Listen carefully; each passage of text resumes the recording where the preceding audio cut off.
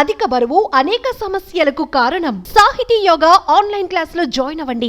దేశవ్యాప్తంగా గణపతి నవరాత్రి ఉత్సవాలు ఘనంగా ముగిశాయి. చిన్న పెద్ద అనే తేడా లేకుండా అందరూ భక్తి శ్రద్ధలతో ఆ గణనాథుడికి ప్రత్యేక పూజలు చేసి సాగనంపారు.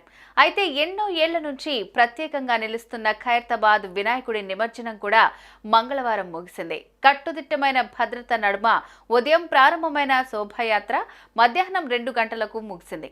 ఈ బడా వినాయకుడిని చివరిసారిగా చూసేందుకు భక్తులు ట్యాంక్ బండ్కు భారీగా చేరుకుని వెల్లిరా వినాయక అంటూ బై బై చెప్పారు. అయితే ఈ మహాగణపతి హుండీ ఆదాయాన్ని సోమవారం లెక్కించారు అధికారులు. మొత్తం లెక్క చూస్తే మాత్రం ఈసారి రికార్డు స్థాయిలో ఆదాయం సమకూరిందని ఖైరతాబాద్ గణేష్ ఉత్సవ సమితి ప్రకటించింది. ఇంతకు ఈసారి హుండీ ఆదాయం ఎంత వచ్చిందనేది ఇప్పుడు తెలుసుకుందాం.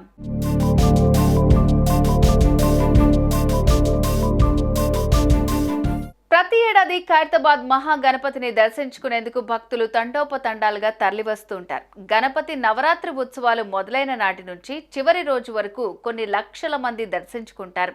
ఇక్కడికి వచ్చిన భక్తులు కోరికలు కోరుకుని హుండీలో కానుకలు సమర్పిస్తూ ఉంటారు. ఇలా ప్రతి ఏడాది కొన్ని లక్షల్లో ఆదాయం సమకూరుతూ ఉంటుంది.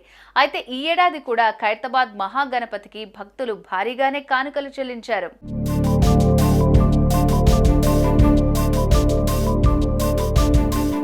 అధికారులు సోమవారం హుండీ ఆదాయాన్ని లెక్కించగా 70 లక్షలు సమకూరినట్లు తెలిపారు. హోర్డింగ్లు, ఇతర సంస్థల ప్రకటనల రూపంలో మరో 40 లక్షలు సమకూరినట్లుగా సమాచారం.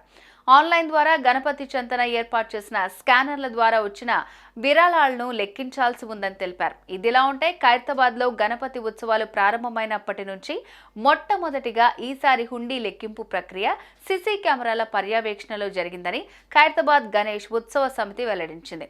ఇక మొత్తంగా చూసుకుంటే మాత్రం ఈసారి హుండీ ఆదాయం 1 కోటికి పైగానే సమకూరినట్లుగా ఉత్సవ కమిటీ అంచనా వేస్తోంది.